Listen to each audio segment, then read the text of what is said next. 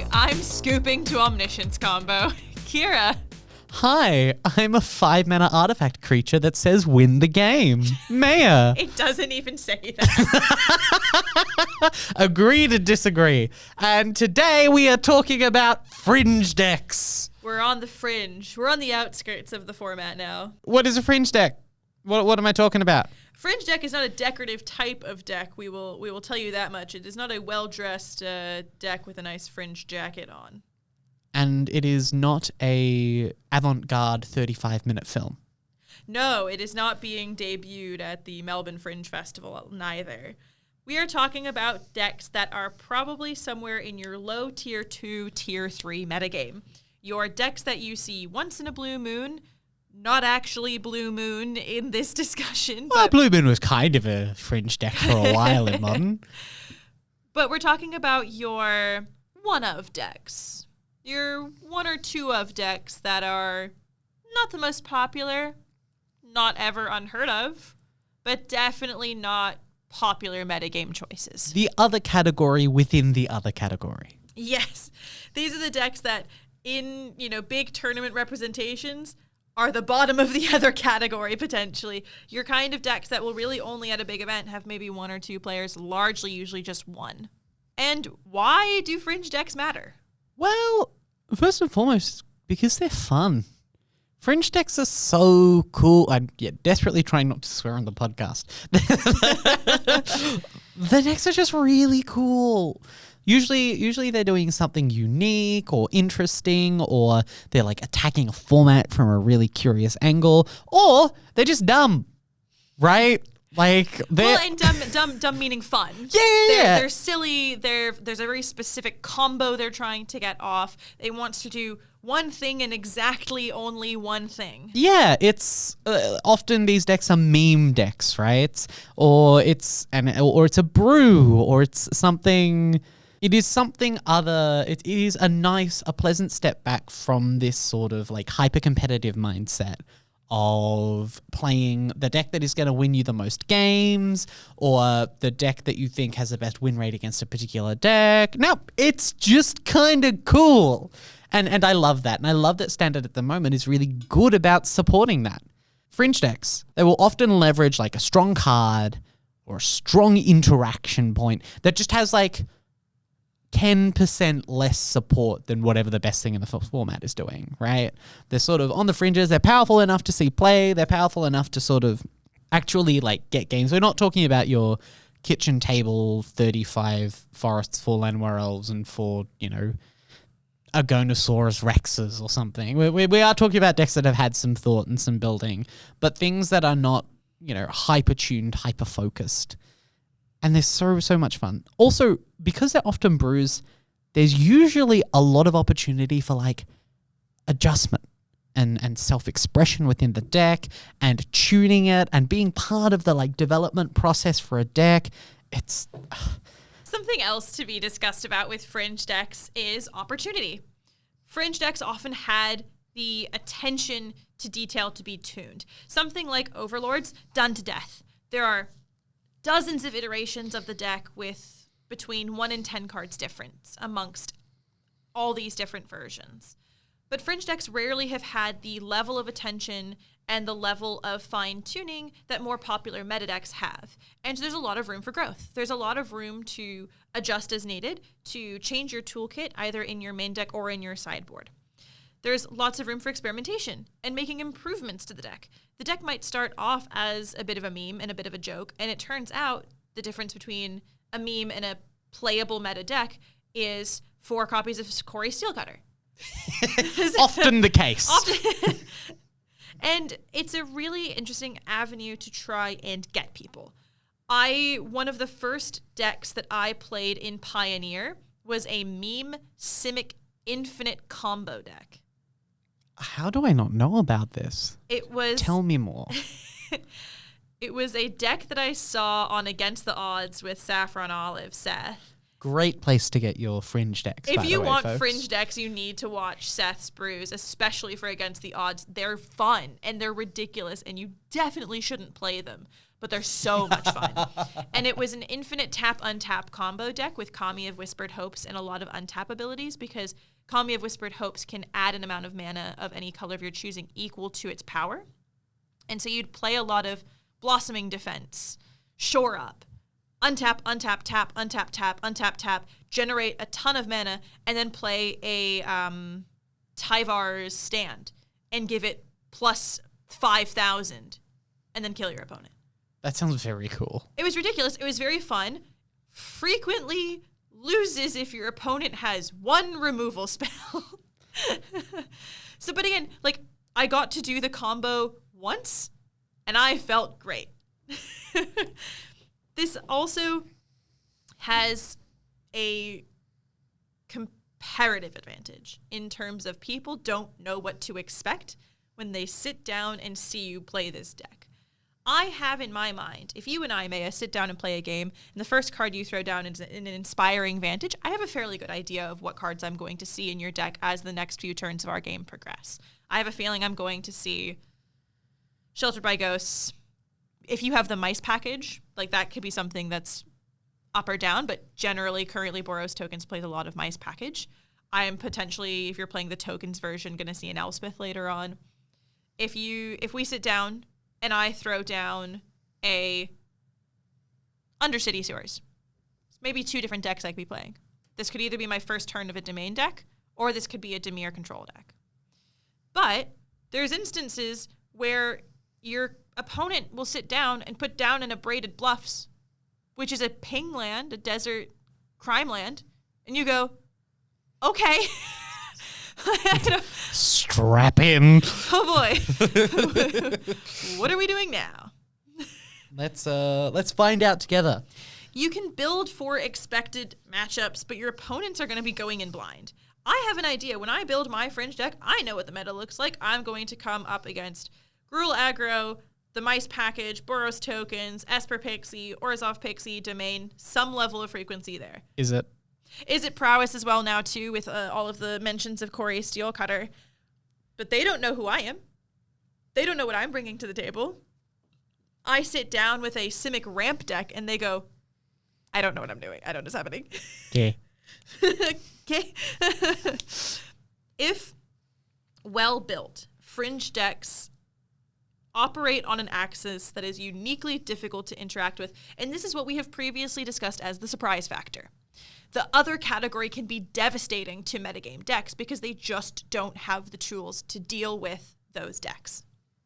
Fringe decks in today's standard format are kind of interesting because today's standard format is very, very deep. And this is by virtue of its long rotation cycle. They're like 3 years. And also just because we're in modern Magic design philosophy, right? We're in a standard renaissance, really. Yeah, where all the cards in standard, well, many of the cards in standard are so strong that they're seeing play across all the Eternal formats.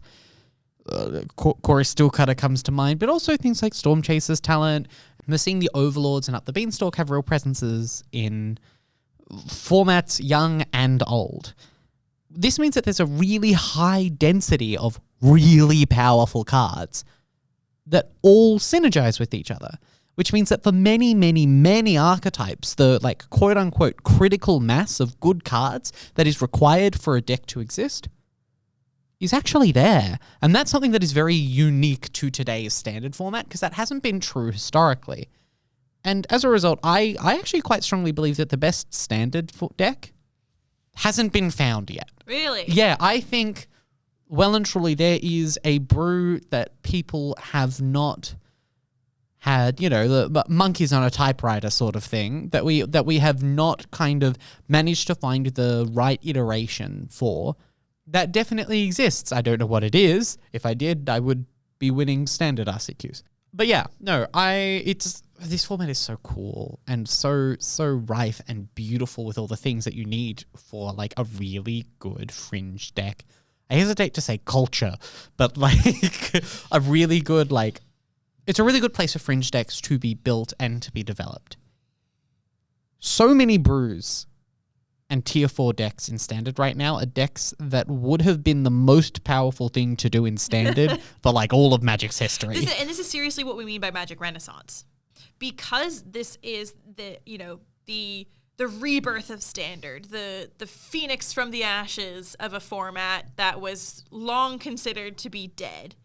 You now have these decks that are capable of going up against tier 1 decks with that surprise factor, with that critical mass of really good cards required to make the engine run. It's incredible.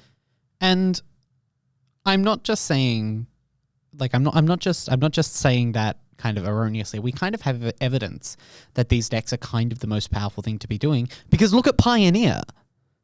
The best deck in Pioneer at the moment is basically a Standard. It's a Standard deck. It is basically the last.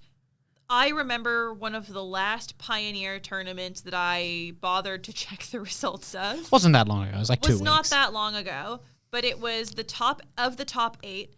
6 out of 8 of them were mono red aggro, and they were copy for copy the exact same deck 6 times, and it was essentially a Standard aggro deck that had better spells, like a couple of slightly different access to Kumano Faces Kakazan and a few other, not even that old. Like, Kumano Faces Kakazan was the last Standard set block. Like, that is not a very old card, but it was playing like 2 copies of Den of the Bugbear, some Kumano Faces Kakazan, and it was basically a Standard deck.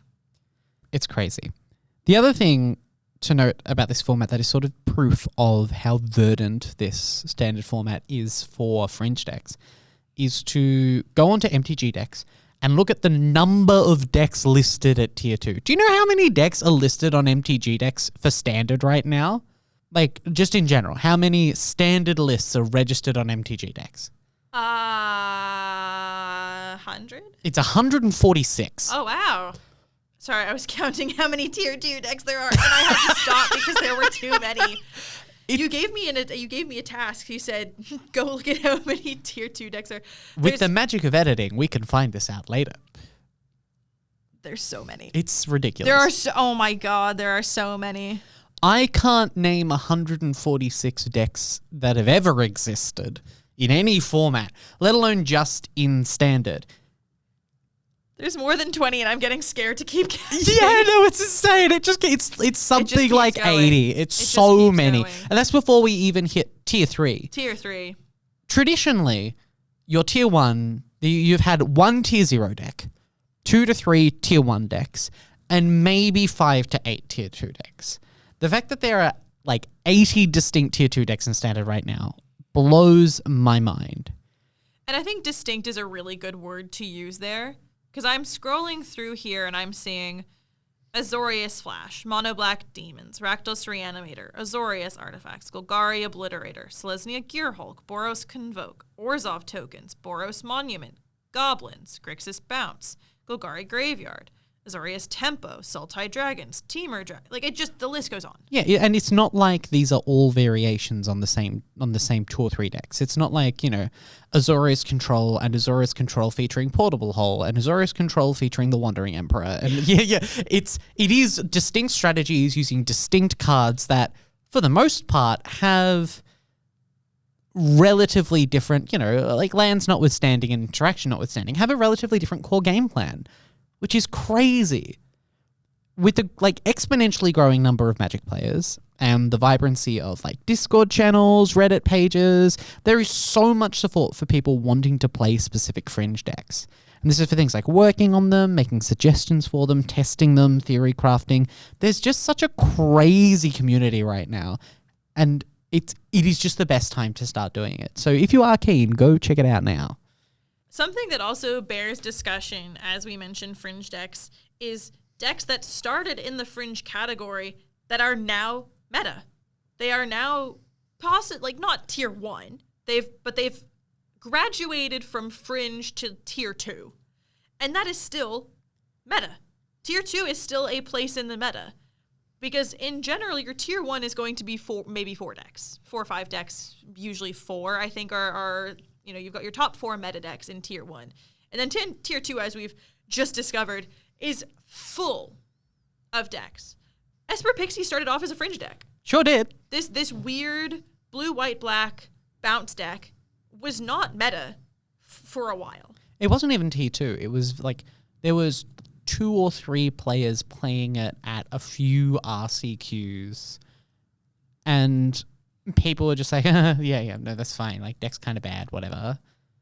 It is currently like the second best deck in the format, which is wild. It is listed as tier 1 across basically every online listing, and there was the deck to beat for the Pro Tour, continues to be a menace online, is one of the best decks in the format. And it started as a Fringe deck. It started as a like tier 3, tier 4, kind of tinkering it around the edges. And that's what happens, right? When you have this Fringe deck, but you have a dedicated community of people that are building it, that are iterating it, that are like perfecting it, tuning it, and bringing it to tournaments, allowing it to get the numbers to get results.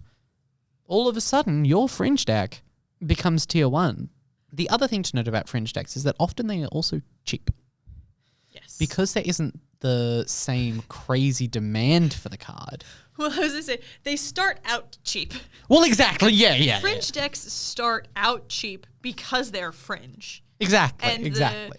In the Esper Pixie deck, for example, Hopeless Nightmares, it's a common. Nurturing Pixie, an uncommon. They were 40 and 60 cent cards for a very long time. Now, the value between the 40-cent card that's now $2 and the 60-cent card that's now $3. I think it's more the Storm Chasers talents that are $30. The Storm Chasers talents did go from, I believe, around $5 to $30, which was crazy. And I think they've dropped back down to about $25 now. This is AUD, by the way. But still, Fringe decks start out very cheap and affordable because the cards that comprise the deck are not in high demand. But these decks become expensive. Esper Pixie on MTG decks is listed as a $290 deck, which, all things considered, I'm still not upset about that. I think any deck under about $350, thumbs up. It's pretty good. This is a comparatively cheap standard format as well, because there is such a variety of decks. It means that the demand for individual cards is relatively cheap, and because a large number of the cards are commons or uncommons. That has not historically always been true. And look, don't get me wrong, there are some uncommons that are ridiculously expensive. Stock up has hit $17. There are some mythics that see play that are ridiculously expensive. Like Shieldreds are still $150. Yes. Abuela's Awakening combo was also a Fringe deck, but I remember this deck as the one with the multiverse combo prior to Omniscience being reprinted in Foundations. Oh, I wasn't aware of this. Yeah, so I have been on Abuela's Awakening. I've been watching the decks that have been doing the Abuela's Awakening Reanimator combo style effect since prior to Foundations. And prior to Foundations, what the deck tried to do was reanimate One with the Multiverse. And One with the Multiverse is an enchantment. For 6 blue that says you may look at the top card of your library, and once per turn, you may cast a spell without paying its mana cost. So, yes, 6 blue enchantment. You may look at the top card of your library at any time. You may play lands and cast spells from the top of your library. Once during each of your turns, you may cast a spell from your hand or the top of your library without paying its mana cost.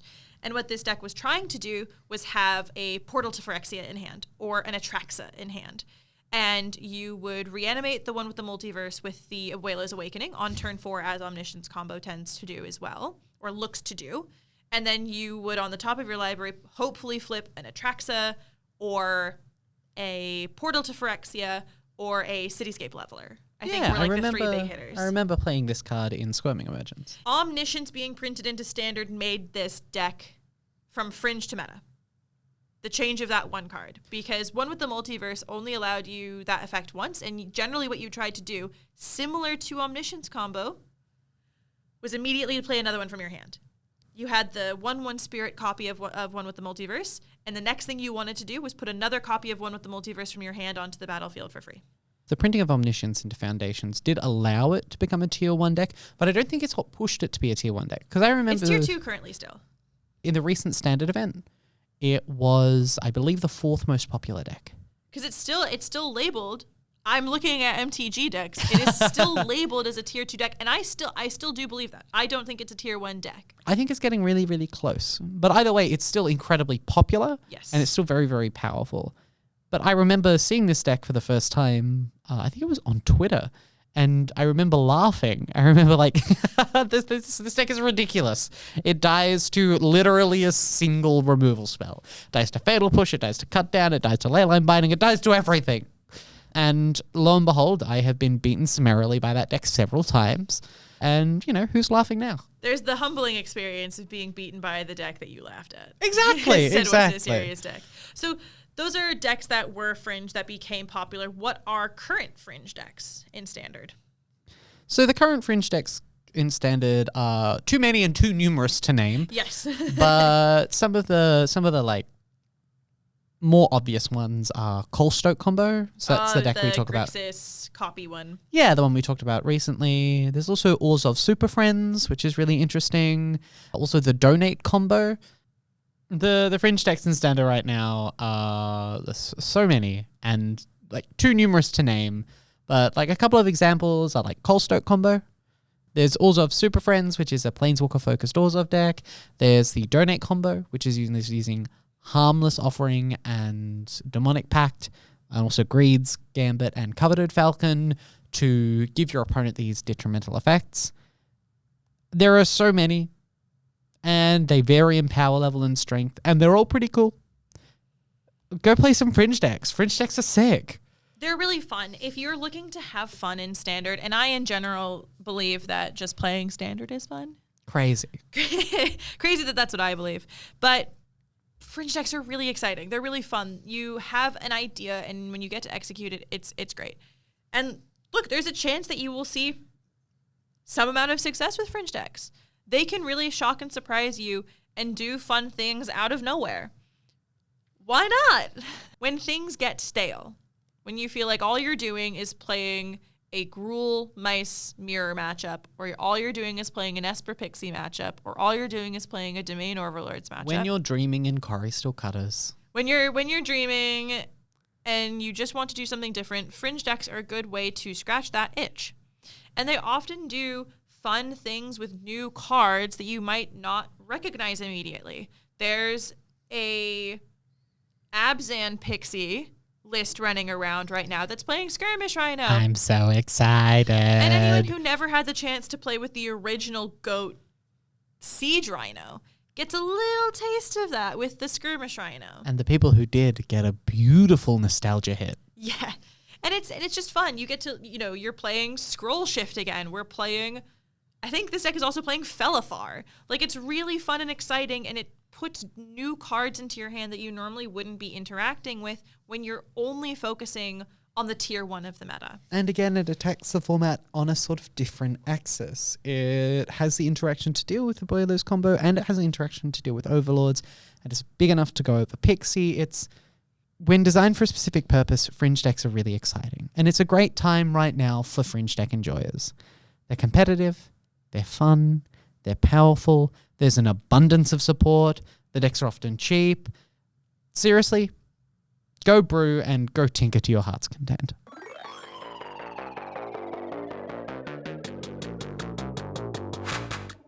With all that said, that's all we have for you today. We look forward to seeing you again next week. New episodes release on Mondays at 11 a.m. Australian Eastern Standard Time. Until then, you can keep track of all of our releases at Raise MTG on both Instagram and Blue Sky. You can find me on the same platforms at Kira Bobira and kirabobira.jpg, and Maya at Maya MTG. A big thank you to the State Library of Victoria for the ongoing use of their space. And until next week, remember, fools are often found skulking on the fringes of great battles, showing themselves only to snatch the wounded and weak, dragging their victims screaming into the shadows.